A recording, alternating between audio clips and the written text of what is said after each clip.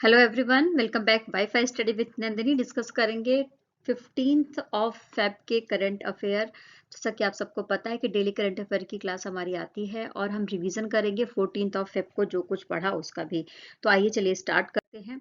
सबसे पहले बात करेंगे डेज के बारे में। तो अंतर्राष्ट्रीय बाल कैंसर दिवस कब मनाया जाता है? तो 15 फेब को मनाया जाता है अंतर्राष्ट्रीय बाल कैंसर दिवस। अच्छा, ये जो कैंसर शब्दावली है इसको कौन से साइंटिस्ट के द्वारा खोजा गया था, किसने इसका पहली बार प्रयोग किया था? तो इसको हिप्पोक्रेटस नाम के एक वैज्ञानिक थे जिन्होंने सबसे पहले कैंसर, ये जो शब्द है, इसको इजाद किया था। कैंसर क्या है? एक तरीके से हमारे शरीर में जो असामान्य कोशिकाएं हैं वो बहुत तेजी से बढ़ने लगती हैं, जिसको कैंसर का नाम दिया जाता है या कैंसर की कोशिकाएं कहा। महिलाओं में जो सबसे ज्यादा कैंसर की शिकायत आती है वो है सर्वाइकल कैंसर की। सर्वाइकल कैंसर के बारे में बात करते हुए आपको बता दूं कि अभी जो बजट आया है 2024 और 25 वाला, उसमें निर्मला सीतारमण जी के द्वारा ये बात बोली गई कि जो बच्चियां हैं 9 से 14 साल की उम्र की, उनको सर्वाइकल कैंसर से बचने के लिए टीकाकरण के लिए प्रोत्साहित किया जाएगा केंद्र सरकार की तरफ से। आइए नेक्स्ट बात कर लेते हैं जन्मजात हृदय दोष जागरूकता दिवस के बारे में, जिसको 14 फरवरी को मनाया जाता है।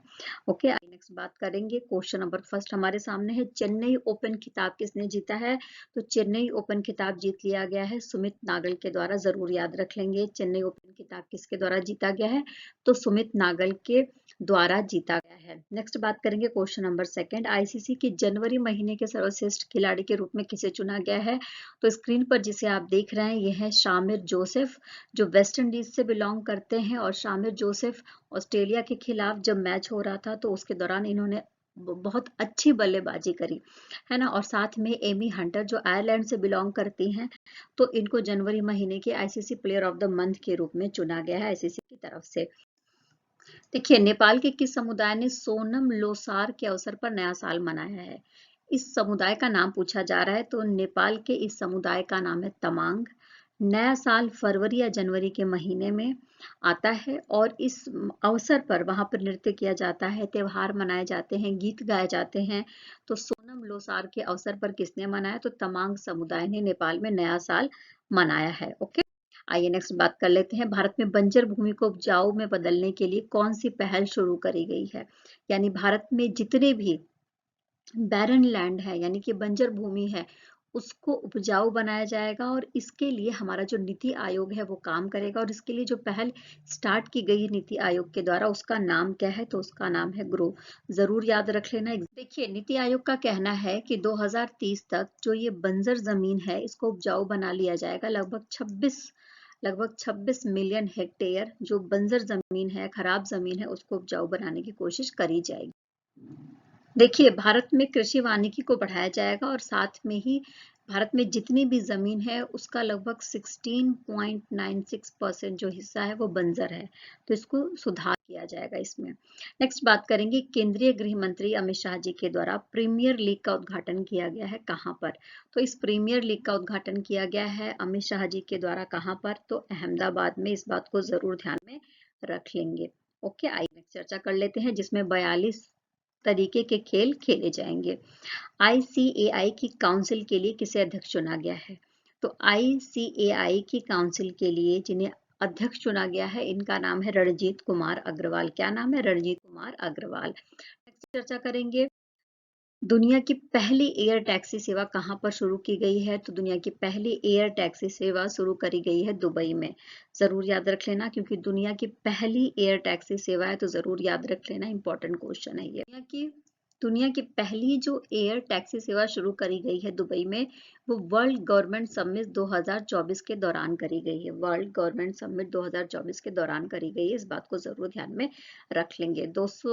321 किलोमीटर प्रति घंटे की रफ्तार से ये चलने वाला।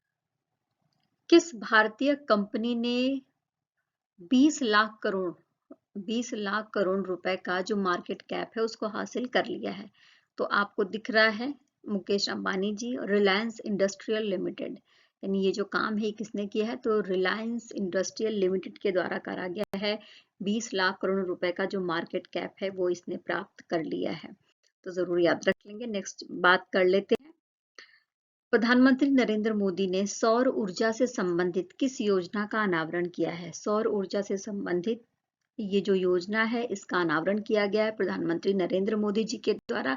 इस स्कीम का नाम पूछा जा रहा है, इस योजना का नाम पूछा जा रहा है, तो इसका नाम है पीएम सूर्य घर। क्या नाम है? पीएम सूर्य योजना के रूप में भी हम इसे समझ सकते हैं। नेक्स्ट बात करेंगे, भारत के किस सबसे उम्र दराज टेस्ट क्रिकेटर का निधन हो गया है? तो जिसे आप देख रहे हैं स्क्रीन पर, इनका नाम है दत्ताजी राय गायकवाड़।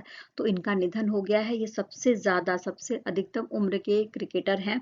इनकी उम्र क्या थी? तो इनकी उम्र थी 95 साल। ओके, आइए नेक्स्ट बात कर लेते हैं। प्रधानमंत्री मोदी की यूएई यात्रा के बारे में चर्चा करेंगे। यहाँ पर तो देखो, यूएई यानी कि संयुक्त अरब अमीरात।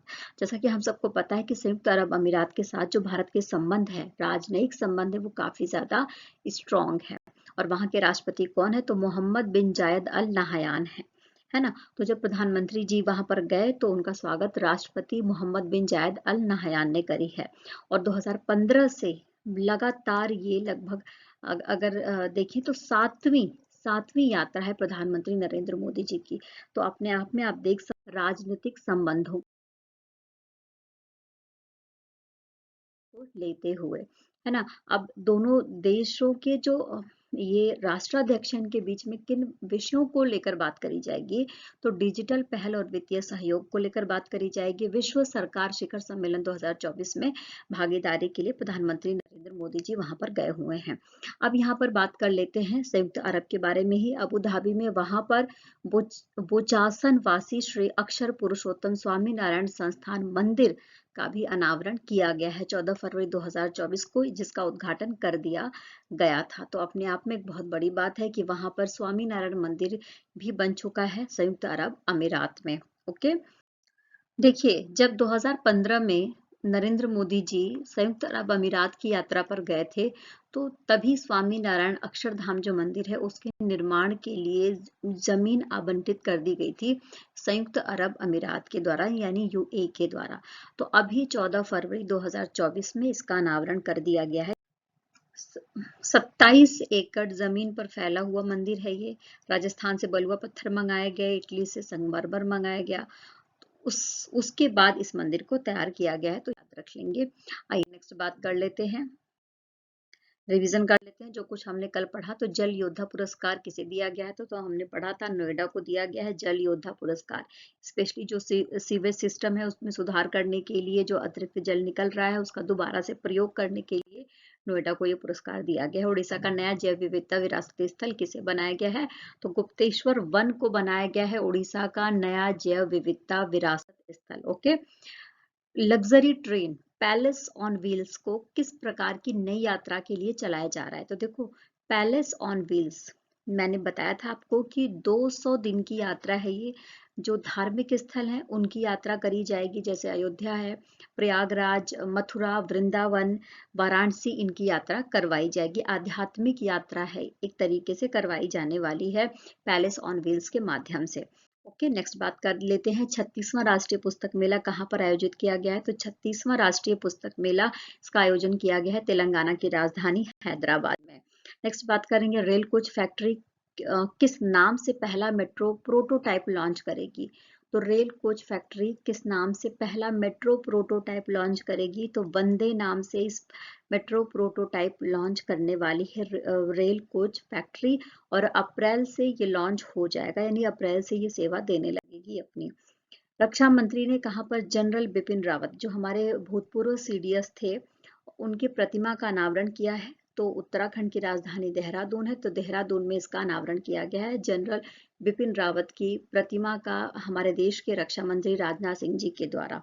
ओके, आइए नेक्स्ट बात कर लेते हैं, 7वां हिंद महासागर सम्मेलन कहाँ हुआ है? मोस्ट इंपॉर्टेंट क्वेश्चन है। तो 7वां हिंद महासागर सम्मेलन हो रहा है ऑस्ट्रेलिया के पर्थ में। ओके, सरस आजीविका मेला, इसका दूसरा संस्करण आयोजित किया गया, यानी पहला एडिशन हो चुका है और सेकंड एडिशन को ऑर्गेनाइज किया गया है कहाँ पर? जम्मू कश्मीर में। इसमें स्पेशली जो ग्रामीण महिलाएं हैं उनके द्वारा हस्तशिल्प की चीजें जो बनाई गई हैं, जो भी क्रिएटिविटी करी गई है, उसका प्रदर्शन किया गया है। जम्मू कश्मीर के साथ साथ भारत के दूसरे देशों की भी महिलाओं की कारीगरी आपको इसमें देखने को मिल जाएगी। एन चंद्रबाबू नायडू, ठीक है, इनके ऊपर एक पुस्तक लिखी गई है। इस पुस्तक का नाम क्या है? इस पुस्तक का नाम है महास्वप्नी कुडू। क्या नाम है? महास्वप्नी कुडू।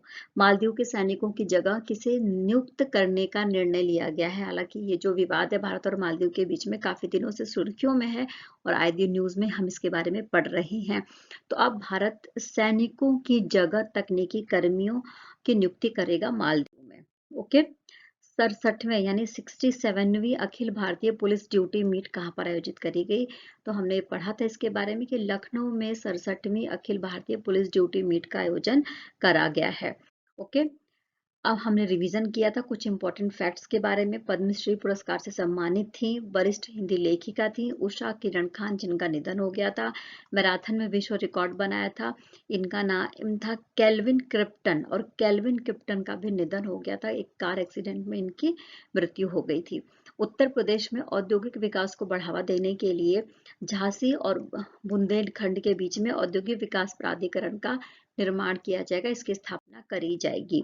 तो इस सेशन में इतना ही। आयोग के सारे क्वेश्चन आपने अच्छे से समझ लिए होंगे। फिर कल मिलेंगे नए न्यूज के साथ में, नए खबरों के साथ में। Take care, bye bye. खूब खुश रहना है, मेहनत करते रहना है, जीवन में आगे बढ़ते रहना है, और प्लीज मेरा सपोर्ट करिए, मेरा साथ दीजिए। Take care, bye bye.